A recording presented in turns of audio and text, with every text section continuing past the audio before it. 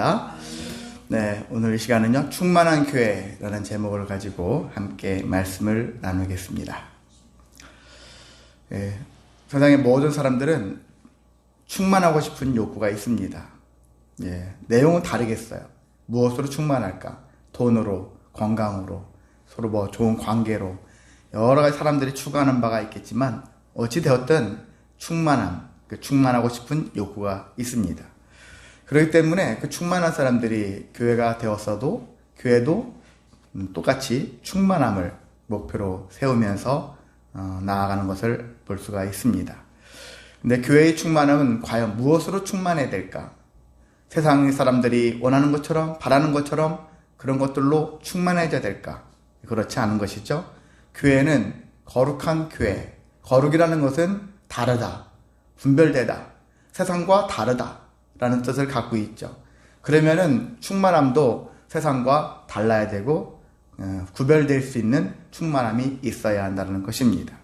자, 어떤 걸로 충만해져야 될까? 그것은 하나님이 원하시는 바, 하나님의 것으로.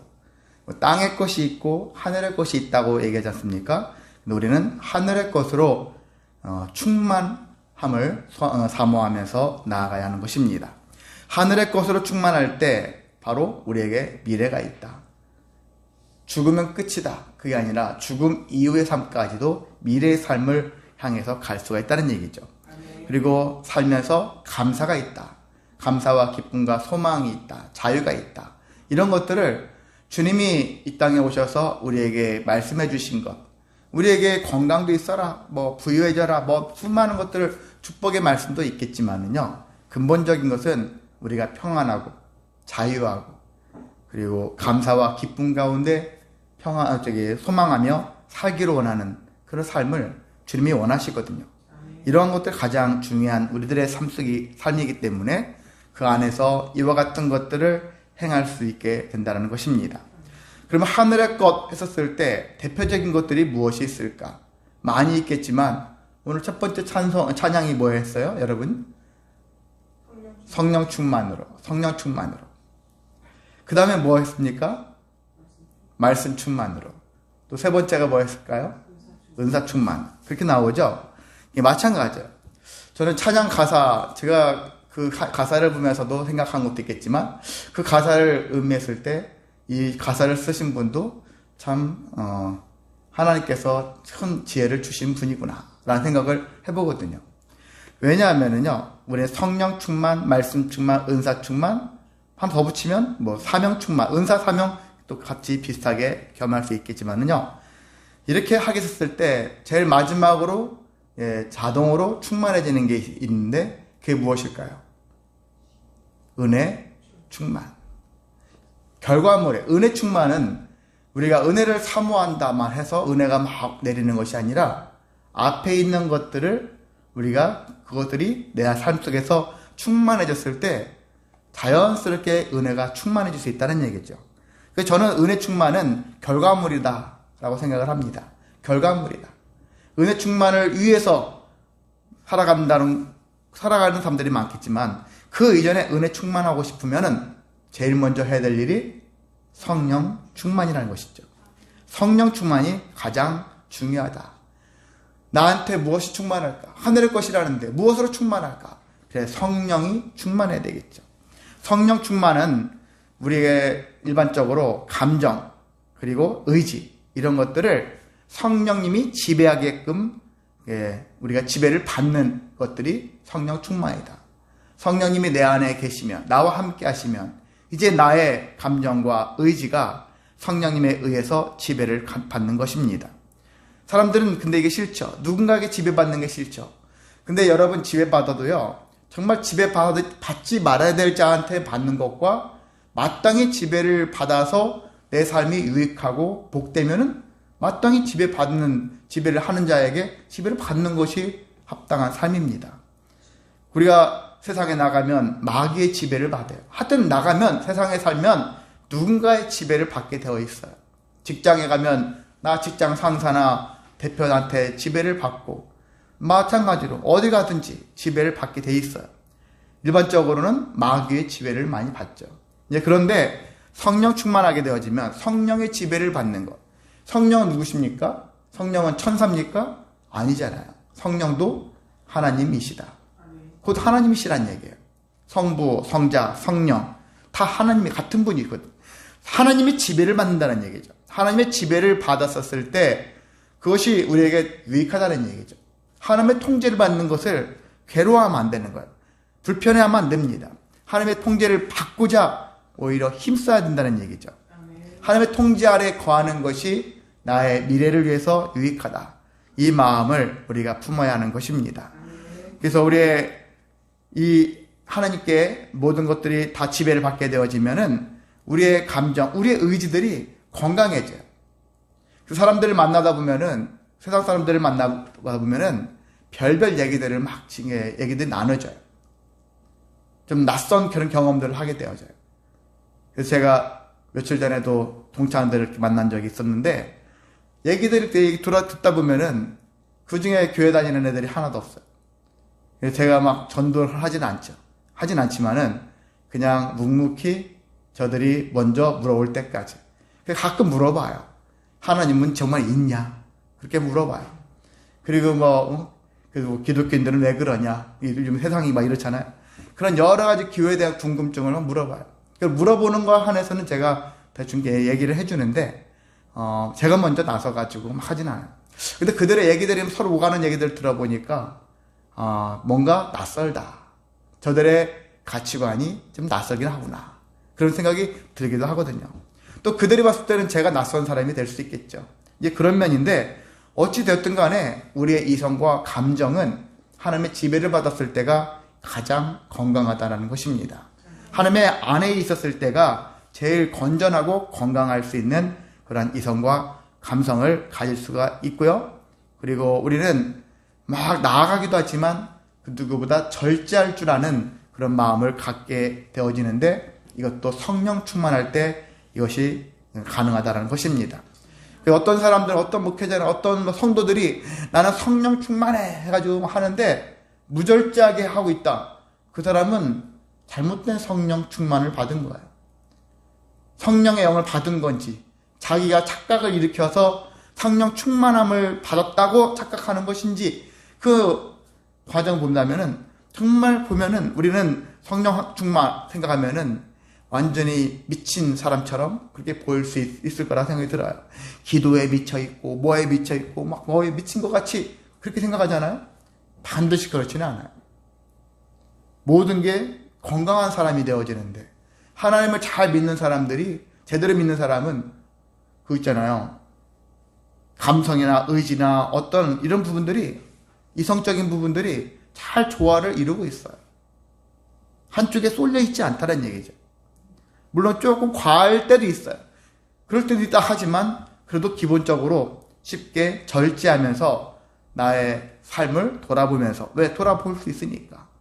성령 충만하면 돌아볼 수 있거든요. 회개의 영을 또 주님께서 부어주셔서 네가 한 말, 네가 한 행위를 돌아보게 해서 어떻게 네가 하고 있는가. 그럼 내가 절제해야 되겠구나.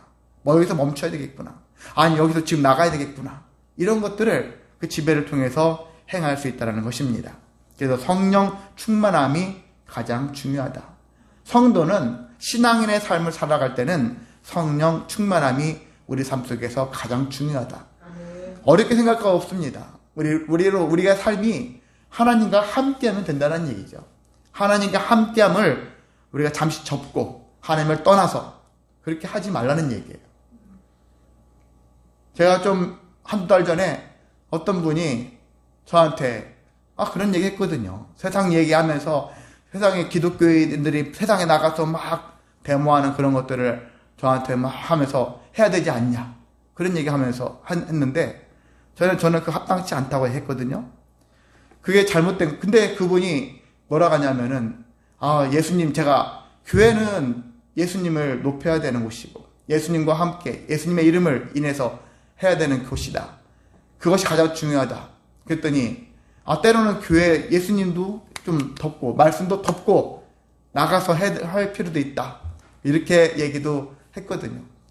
그랬을 때 제가 좀 엄하게 얘기를 했습니다. 엄하게 해서 교회가 예수를 떠나면 교회는 끝입니다. 예수를 떠나기 시작한 분 다음부터는 더 이상 교회로서 가치가 없습니다. 사람들은 착각할 수 있어요. 우리가 이때는 행동해야 되지 않겠습니까? 이때는 이렇게 해야 되지 않겠습니까? 막 얘기하지만 해도 될 때 있지만 하지 말아야 될 것은 뭐냐면 항상 주님을 떠나서는 하지 말아라. 주님을 벗어나서는 하지 말아라. 제가 몇 번 여러분한테 말씀드리지 않습니까? 말씀 안에서, 주님 안에서, 예수 안에서 얼마나 안 합니까? 안에서 해야 한다는 얘기죠. 모든 걸 행할지라도 그 안에서 해라. 벗어나기 시작하면서부터 변질되고 부패하고 타락한다는 얘기죠. 그래서 여러분이 그걸 염두에 두시고 교회가 건강해야지. 제가 늘 또 강조하는 것은 자기가 각자 위치에서 자기 일에 열심히 다하는 할 때 모든 조직체들이 다 건강할 수 있고 한마디로 가정도 직장도 나라도 이 온 세계가 건강할 수 있거든요. 지금 내 세상이 어지럽냐? 자기 역할은 대충 하면서 남의 일들에 관심이 많고 딴 일에 관심이 많으니까 감나라 대추나라 뭐 하니까 이렇게 하니까 그리고 자기 역할을 한쪽에서 축이 무너지면 다른 데서 그걸 땜빵하려고 막 달려들면서 우르르 다 도미노처럼 무너져요. 그러니까 여러분이 지금 우리나라에서 저 나라 전체가 일어나는 사태를 본다면은 어디가 무엇이 무너졌구나 보이잖아요. 아, 정치가 무너졌구나. 그럼 정치인들이 제대로 하게끔 국민들이 자기 역할을 더 열심히 하면 됩니다. 우리 기독교인들은 더욱더 예배자로서 하나님께 영광을 돌리는 일에 힘쓰면 됩니다. 그게 가장 건강한 일이고 하나님께서 원하시는 모습이고 그것이 우리의 모든 삶을 더욱 충만하게 만들어갈 수가 있는 것입니다. 자, 성령 충만한 다음에는 무엇일까요? 제가 두 번째로 말씀 충만하는 거예요. 우리가 말씀을 어떻게 보느냐? 성령님이 조명하시는 대로 본다. 성령님이 비춰주시는 대로. 말씀이 우리가 잘못 읽을 수 있어요. 잘못 오해할 수 있습니다. 저도 신학교 전에 들어가기 전에 말씀을 읽다가 막 열심히 받아 적기도 하고 요약도 하고 그랬었어요. 근데 나중에 신학교 이후에 신학을 배우고 후에 주석책을 막 보고 연구하고 목회자가 되어지고 나서 하다 보니까 옛날에 적어놨던 내용들을 제가 잘못 이해해가지고 오히려 반대로 이해해서 한마디로 악인데 제가 선 개념으로 적어놨더라고요. 아, 이런 오해를 내가 했었구나. 뭔 모르니까. 성령님의 조명을 제가 덜 받은 거죠. 못 받은 거죠. 내 개인적으로 잘못 이해를 하는 것이죠. 그래서 말씀 충만할 때 말씀 충만해야 되는데 말씀 충만은 성령님께서 조명해 주셨을 때 비로소 충만할 수 있다는 얘기예요. 성령님의 인도를 따라서 이 말씀이 그런 뜻이구나. 이런 깨달음을 얻어야 되지 않습니까? 그래서 성령님이 충만했어요. 성령을 충만했었을 때 말씀이 충만해질 수 있는 그런 상태가 되어질 수가 있습니다. 말씀이 왜 충만해야 되느냐? 말씀 충만은 결국 우리에게 뭘 원하시느냐면 분별력이에요. 분별력을 갖게 하라는 얘기죠. 똥인지 된장인지 구별 못하는 사람들이 의외로 많습니다. 그런 것처럼 성도들은요, 말씀을 분별할 수 있는 능력을 갖춰야 돼요. 이게 어떤 말씀인가? 잘못 적용하는 사람들이 많다는 얘기죠. 서로 사랑하라, 서로 복종하라. 부부의 날 되면은 있잖아요. 가정의 날 하면 성경 말씀 가지고 부부가 서로 싸우잖아요. 성경에 남편은 아내 보고 나한테 복종하라. 아내들이여 남편들에게 복종하라. 막 이렇게 그런 얘기를 가지고서 아내를 밀어붙이고 이렇게 하잖아요. 그 잘못 이해하는 것이죠. 잘못된 적용을 하면서 말씀을 적용할 때가 많은데 마찬가지죠. 세상으로 나가야 될 이유, 뭐 할 이유, 막 말씀에 찾아가는데 어느 한 토막, 몇 토막 가지고서 그게 하나님의 뜻이냐?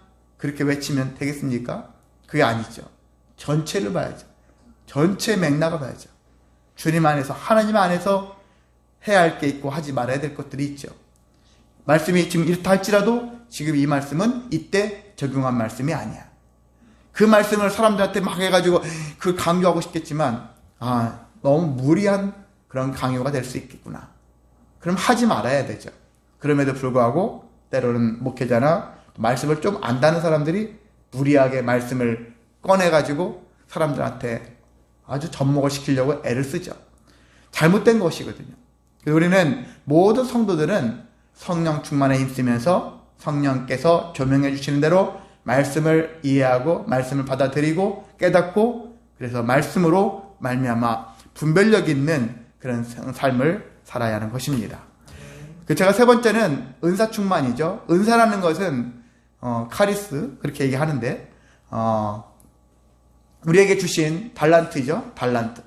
사람은 태어나면서 기질이 있죠. 그리고 살면서 가정에서 또 어떤 형성이 성격이 형성이 되어집니다. 이게 참 중요해요. 기질은 사실 바꾸기가 어렵습니다. 왜? 하나님이 처음부터 그렇게 살라고 주신 것이니까. 그 방향성인데 우리의 대표적인 것 내성적이냐 뭐 외향적이냐 이렇게 구분을 하지 않습니까?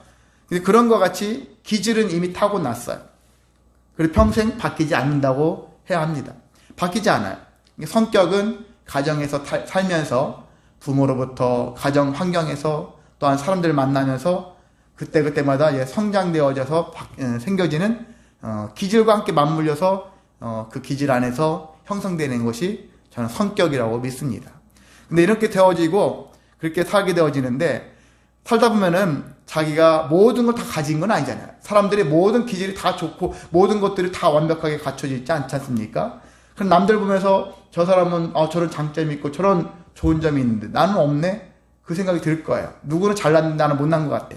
이런 마음이 들 수 있어요. 나의 약점으로 여기거나 그런 생각이 들었을 때 그런데 그것들은 어떻게 되느냐? 본받는 것도 필요해요. 누군가를 통해서 이건 나는 없는데 나는 부족한데 연약한데 그 약점을 키우기 위해서 몸부림치는 것도 저는 흔히 과제다. 인생 과제다. 하나님이 주신 것만 가지고 살아. 그런 게 아니라 주셨지만 그 주신 것을 기반으로 하되 주시지 않은 것, 나에게 없는 것, 나에게 부족한 것, 연약한 것 그런 것들은 누군가를 통해서 그것을 배우면서 하나씩 장착해내는 것이죠. 근데 아무리 배우고 힘써도 기질은 못 따라간다는 얘기죠. 주된 기질은 하나님이 주신 것은 이겨낼 수가 없는 것입니다.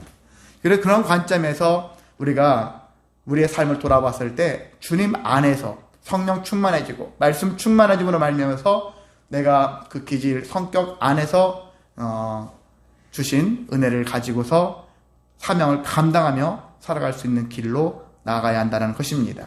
그래서 은사 충만하는 것은 곧 사명의 길로 가는 거예요. 사명자의 길로 가는 것이라고 할 수 있습니다. 그래서 제일 중요한 사명은 예수 그리스도의 이름을 찬양하는 것이죠. 높이는 것이죠. 주님이 하신 일들을 높이는 것인데 그 방법론을 여러분들 말씀드렸었죠. 무엇이라고요? 예배를 드림으로써 예수님을 찬양하는 것이죠. 예수 그리스도를 세상 사람들한테 전함으로 인해서 복음을 전함으로 인해서 또한 사명을 감당하는 것이 우리의 주신 일이라고 할 수 있습니다. 그래서 우리가 성령 충만하고 말씀 충만하고 은사 충만하고 또한 주신 사명을 잘 감당해낼 때 비로소 우리에게 무엇이 충만하다고 말씀드렸죠? 은혜가 충만하다. 그러니까 은혜는 사실 공짜로 얻는 거 마찬가지죠. 성령 충만도 말씀 충만도 은사 충만도 다 은혜예요. 은혜를 받는 거예요. 은혜를 받는 건데 그 결과물이라는 얘기죠. 그래서 그런 것과 같이 여러분이 이 성령 충만과 말씀 충만과 은사 충만을 통해서 은혜가 충만해지시기를 소망합니다. 자, 이와 같은 일들을 통해서 우리가 이것들 개념에서 오늘 본문에 있는 말씀을 함께 접목하면서 적용해 나가도록 해보겠습니다. 자, 예수님 당시의 제자들을 보겠습니다. 예수님이 살아 역사했었을 때 십자가를 못 박혀 죽기 이전에 제자들은 어떤 상태였을까? 그들도 충만하기를 원했어요. 근데 그때의 충만은 세상 가치였어요. 그래서 예수님이 정말 헤롯 대왕을 물리치고 예수님이 왕이 되어지면 우리는 좌우편에서 흔히 오늘날 장관들처럼 뭔가 한 자리를 차지하고 싶어하는 마음들이 강했다는 얘기죠. 우리가 세상을 바꾸자. 세상 사람들이 말하는 그러한 세상 욕구에 충만해졌던 그런 모습들을 우리 성경에서 많이 발견할 수가 있습니다. 그렇게 말했던 사람들 그랬는데 그래서 그 사람들은 이 예수를 어떻게 생각했느냐? 도구로 이용하려고 했어요. 우리가 우리의 욕구를 충만하기를 위해서 힘썼을 때 예수가 가장 우리에게 필요한 도구였다는 얘기죠. 이 예수를 통해서 내가 한몫 좀 보자. 이제 그런 마음이죠. 자, 그렇게 했던 사람들이 예수님이 죽으시고 부활하시고 승천하신 이후의 모습을 보자는 얘기예요. 그들은 어떻게 바뀌었을까? 정반대의 삶을 살았어요. 어떻게 해요? 예수님을 도구로 삼았던 사람들이 예수님의 도구가 되었다라는 것입니다. 그때는 예수님이 계시지 않았어요. 그런데 예수님을 도구 삼지 않았어요. 예수님의 도구가 되어진 것이지. 오늘날 우리는 목회자나 기독교인들이 이걸 유념해야 되는 거예요. 나는 지금도 예수를 팔아가지고 먹고 살고 있는가? 예수팔이를 하고 있는 것인가? 아니면 예수님의 도구로서 쓰임받고 있는가? 제 이번에 그 동창 만남 중에 어떤 친구가 그런 얘기해요. 그 만나면 꼭 교회 성도수가 몇 명 돼? 막 그런 얘기 물어보는데, 근데 다른 어떤 애가 물어봤는데 제가 좀 그냥 농담식으로 넘겨버렸어요. 그랬더니 그 한 녀석이 뭐라고 하냐면은, 이 목사는 다른 목사가 달라가지고 다른 목사들은 거기에 과장도 하고 뭐 허풍도 넣고 막 사람들을 홀리기도 하고 뭣도 하고 이렇게 해서 해야 되는데 이 목사는 그럴 줄 모른다고 그렇게 얘기를 하더라고요. 좋은 쪽으로 받아들이기는 했는데 마침 그렇습니다. 저는 목회자나 성도는 그 누구보다 얻는 이익이 적을 수는 있어요. 부족할 수는 있습니다. 그렇다 할지라도 진실해야 되고 성실해야 되고 순수해야 된다. 그리고 예수님의 도구로서 그 한계를 늘 마음에 품고 자기가 무엇이 됐냐, 나의 능력을 발휘해서 내가 뭔가 예수 이름을 팔아가지고 먹고 살아가는, 그리고 권세를 눌려가는 그런 마음가짐이 아니라 나는 철저하게 예수의 도구가 되겠다. 그런 믿음을 가지고 살아가는 것이 성도의 기본 태도라고 할 수 있습니다. 그렇게 살아가시기를 소망합니다. 그래요. 세상적으로는 그렇게 살면 사실 얻기가 힘들어요. 흔히 말해서 제가 뭐 1급수다라고 자신있게 말씀을 못 드리지만 1급수에는 물고기가 다양한 물고기에 살지 않아요. 2급수, 3급수 밑으로 내려갈수록 여러 가지 어종들이 많고 다양하고 더 많죠. 그런 게 이 세상의 이치하고 지금 우리들 살아가는 삶의 이치하고도 비슷합니다. 그래서 제가 사람을 얻기 위해서는 때로는 2급수나 3급수와 같은 그런 모습이 되어야 되겠지만, 근데 저는 그러고 싶은 마음은 없어요. 그래서 그걸 뭔가 하기 위해서 때로는 필요하겠지만, 근데 어떤 고민을 하죠. 저도 사람 숫자에 대해서 민감하지 않다라고 할 수 없죠. 저도 사람이니까. 그렇지만은 다른 방식으로 그렇게 하나님의 이름을 더럽히면서 예수를 팔아가면서 하고 싶지는 않다. 그런 나름대로의 자존심이라고 해야 되나요? 그런 마음들은 존재합니다. 위에서 또한 기도해 주시기를 원합니다. 그래서 우리는 부활 이후에 이런 예수님의 도구가 되어진 이 제자들을 롤 모델로 한번 삼아 보자는 것입니다. 자, 어떤 그런 예수님의 도구가 되었던 계기는 무엇이었을까? 보니까 예수님이 부활 승천하시면서 제자들에게 얘기하셨죠. 어떤 얘기를 하셨습니까? 성령을 기다리라. 내가 떠나면서, 예수님이 떠나면서 성령을 기다려라. 그는 보혜사로서 너에게 유익하다. 그렇게 얘기를 하셨죠. 성령이 조명해 주셔서 예수가 누구인지를 더 알려주실 것이다. 그런 얘기를 하셨죠. 자, 예수님 부활 승천하신 이후에 12명의 제자뿐만이 아니라 11명이죠. 그 제자뿐만이 아니라 120여 명의 사람들이 마가 다락방에 모여서 무려 열흘 동안 함께 기도에 전념을 했어요. 전념한 결과 성령 충만하였더라. 성령 충만하게 되어지면서 어떤 일이 생겨졌느냐? 변화가 일어났다는 거예요. 변화. 성령이 충만해지니까 어느 한 사람이 아니라 120여 명이 동시에 거의 동시다발적으로 성령 충만하게 되어지니까 변화가 막 일어나기 시작하는 거예요. 변화가 일어났는데 한 예로 베드로를 보겠습니다. 베드로, 예수님 죽기 전에는 예수님을 3번이나 부인했던 사람 아닙니까? 자기가 막 우두머리가 돼야 되겠고, 자기가 수제자가 돼야 되겠고, 자기가 더 사랑받아야 되겠고, 이런 욕심도 많았던 베드로였는데, 예수님이 이러한 성령 충만한 이후에 베드로의 모습을 본다면 성전 미문에 앉아있는 안진뱅이, 40년 동안 안진뱅이로 살았어요. 그 안진뱅이를 만나서 그를 걷지 못한 자를 예수의 이름으로 치유하는 능력을 그렇게 보여줬었습니다. 그 일이 그걸로 막 사건으로 끝난 것이 아니라 그 일이 막 계기가 되어져 가지고 사람들이 도대체가 말도 안 되는 이 사건이 발생했으니까 사람들이 막 모이기 시작해요. 그러는 가운데 베드로는 그 무리들에게 내가 한 게 아니라고 했잖아요. 예수 그리스도의 이름으로 행했다라는 것을 얘기하면서 부활의 주님을 전했던 거예요. 그 결과 옥에 갇히고 말았어요. 옥에 갇혔고 대제사장, 종교 지도자들 이런 사람들 앞에서 재판을 받아요. 재판을 받게 되어졌어요. 근데 재판을 받게 되어지는데 우리는 흔히 경찰한테 잡혀가지고 구치소에 갇히면 어떻게 되죠? 나도 모르게 시무룩해지고 우울감, 좌절감이 막 올 거예요. 뭔가 위축될 거예요. 그런데 베드로는 망했다, 끝났다 하고 퍼진 마음이 아니에요. 어떻게 더 예수님을 그들에게 전하는 그런 일들을 했어요. 하도 그렇게 하니까 대제사장 장로들이 이 베드로에 대해서 반대로 질린 것 같아요. 그래서 예수 이름을 앞으로 말하지도 말아라. 예수 이름 꺼내지도 말아라. 예수를 전하지도 말아라. 예수를 가르치지도 말아라. 그렇죠. 위협을 했어요. 위협을 하고 풀어줬습니다. 자, 베드로가 돌아왔습니다.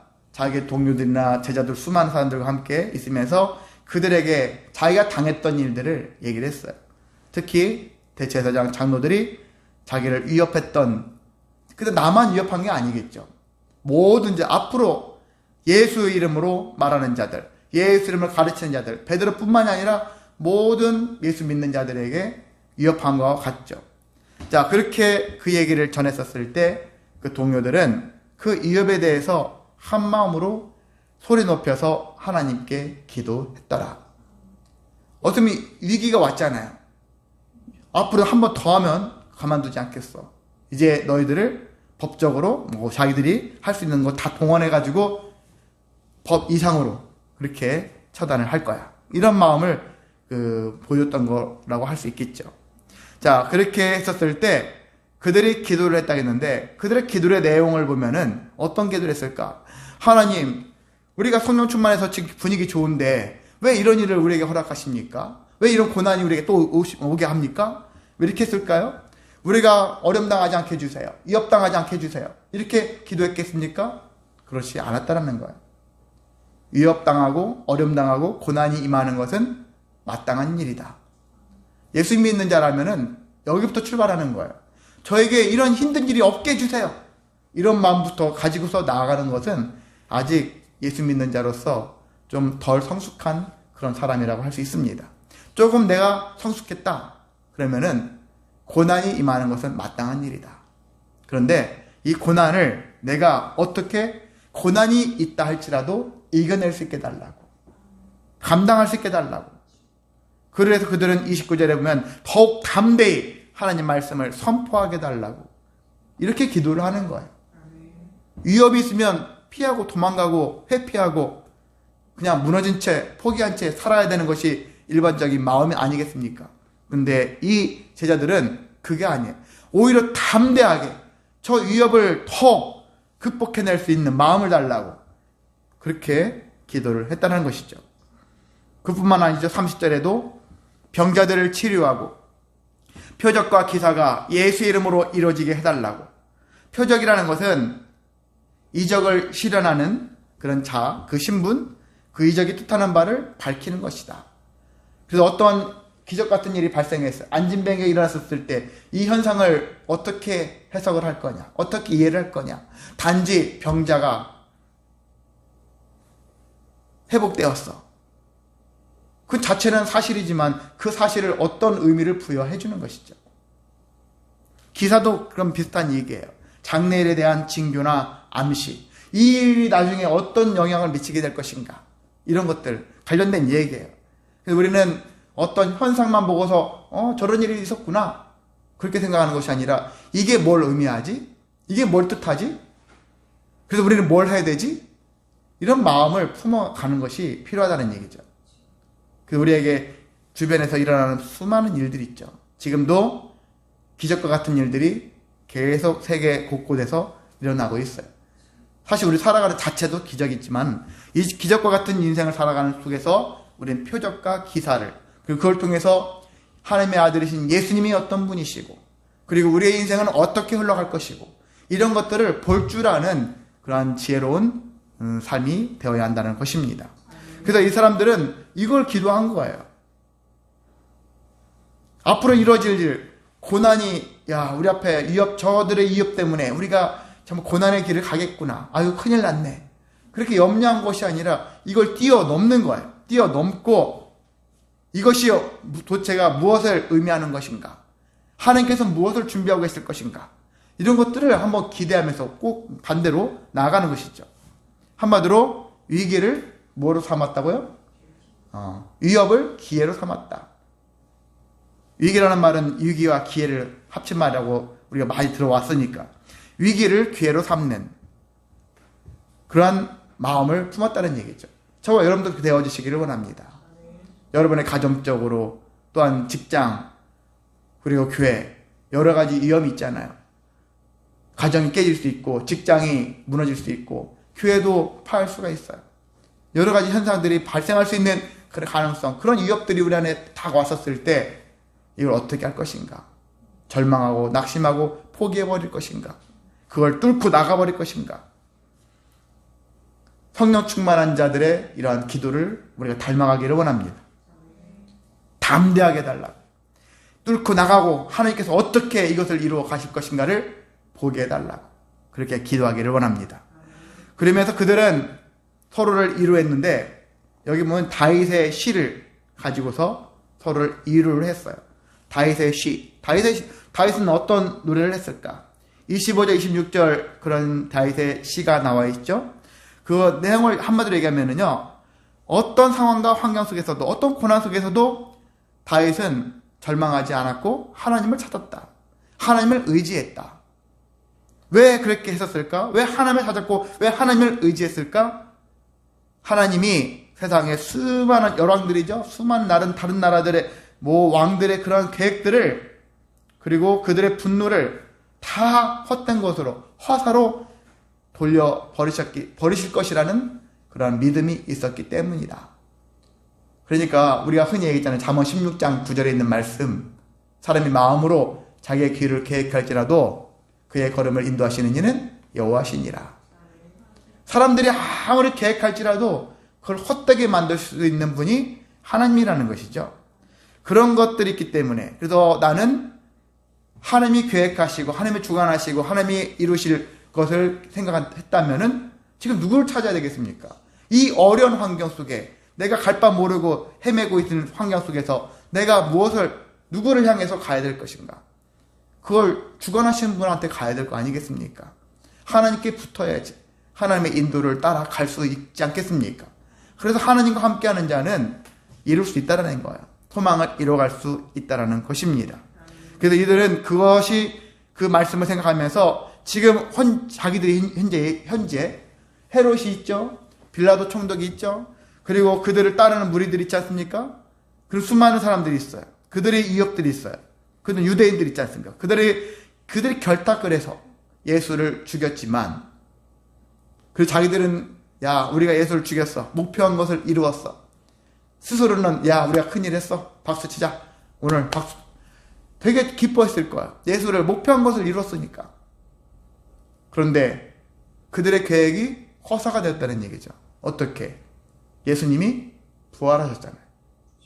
죽였는데 예수님이 부활하셨고 하나님의 좌우편에서 앉아 계셔서 통치하시는 그런 모습으로 오셨다는 얘기죠. 그래서 서로와 이를 돌립니다. 그래, 하나님께서는 우리를 이렇게 망하게 만들지 않으셔. 우리를 고난이 임할지라도 우리가 포기만 안 하면 다시 세워주셔. 제가 아침에 저 벽에 붙어 있는 걸 다시 한번 봤어요. 지으심, 부르심, 세우심, 보내심. 바울의 편지글에 써 있는 내용들인데, 실제 제가 만드는 게 아니라 성경에 그런 지으심, 부르심, 세우심, 보내심이 있어요. 하나님이 우리를 택하셔서 이렇게 해주시는데 내가 먼저 포기하면 되겠는가? 근데 뭘 포기하겠다는 얘기죠? 목회를 포기한다. 직장인 일을 하는 것을 포기한다. 인생을 포기한다. 이런 개념으로 나가면 되겠습니까? 그 포기하기 전에 해야 할 일이 먼저 있죠. 무엇이죠? 하나님을 붙잡는 것이죠. 포기 이전에 하나님을 붙잡는다면은 포기하고자 하는 마음들이 사라질 수밖에 없을 것입니다. 담대함이 더 생길 수가 있죠. 충만함을 가질 수가 있게 되어집니다. 그렇게 살아가기를 소망합니다. 자, 그들이 기도를 마치니까 모인 곳이 진동했어요. 마가 다락방에서 열흘 동안 막 진동하듯이 기도를 했던 그 일들이 다시 진동했죠. 그러니까 성령이 임하는 것은 임할 수 있지만 성령이 충만함은 우리가 어떤 한두 번의 결과를 가지고서 충만해질 수 있는 건 아니에요. 모두 충만해지면 다시 충만함에서 점점 약해질 수가 있어요. 그래서 다시 뭔가 기운이 빠진 것 같은 충만함이 적어진 것 같아요. 부족해진 것 같다. 그러면 다시 충만하기 위해서 힘써야 되는데 하나님께서 우리에게 제일 중요한 것은 기도를 통해서 충만함에 이를 수 있도록 하신다는 것입니다. 그래서 기도를 해야 된다. 성도가 해야 할 가장 중요한 일 중에서 하나가 기도란 얘기죠. 기도를 해야 되는 이유, 나의 소원을 이루기 위해서. 그런 것은 조금 수준이 아직 낮은 쪽에 있는 신앙인의 마음이에요. 조금 더 내가 성숙한 신앙인이라면은 어떤 마음이요? 하나님의 성령의 충만함을 위해서 기도하는 것이죠. 하나님의 뜻을 알기 위해서, 하나님과 동행하기 위해서, 합력의 선을 이루기 위해서 이런 마음을 가지고서 성령 충만해야 한다는 것입니다. 그들이 함께 모여서 이 마음을 가지고 기도함으로 인하여 다시 성령 충만해졌고 31절에 보니까 그 이후에 담대히 하나님 말씀을 전하게 되었더라. 그뿐만이 아닙니다. 그들은 한마음 한뜻이 되어서 모든 물건을 통용하게 되었어요. 31장 32절부터 보면은 또 그런 얘기 나오죠. 초대교회의 모습들이 나오죠. 서로가 물건을 통용해요. 이 사람 저 사람 서로가 막 서로 써도 내 거 왜 써? 그렇게 하지 않아요. 써도 되지.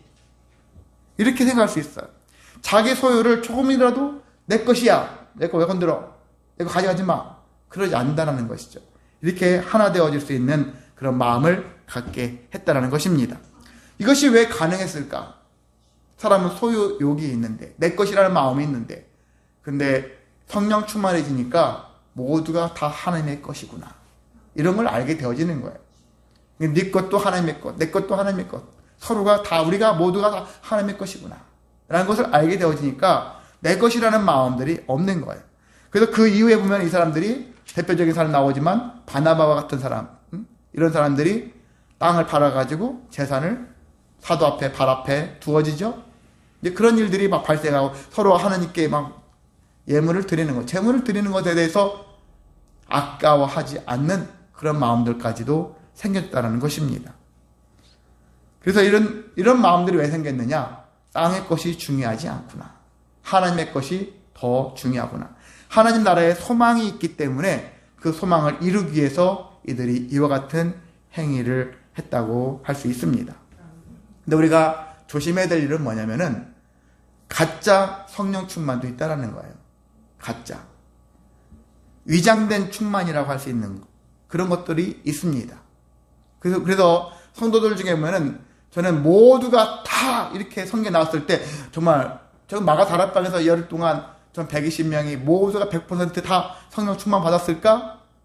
성경 다 했다면 다 믿어야 되겠지만 현실로 놓고 보면은 그렇지 않는 자들이 꼭 존재한다는 얘기죠. 옛날 교회에서 부흥회를 하면은 모두가 다 은혜 받습니까? 다 성령 충만합니까? 아닌 거예요. 일부가 못 받았거니와 어떤 사람은 자기가 성령 남들과 받으니까 자존심이 상할까봐 스스로가 성령 충만 받은 것 같이 행동하는 사람들이 있다라는 것이죠. 성경에서 그 대표적인 사람이 아나니아와 삽비라, 이 부부예요. 바나바가 땅 팔아가지고 재단 드리고 다른 사람들도 막 하고 하니까 보니까 분위기가 그런 거예요. 그걸 우리도 해야 되겠다. 해야 돼가지고 자기도 땅을 팔았어요. 파는 것까지 잘했어. 그 드렸게 드렸는데 얼마를 드린 것이죠.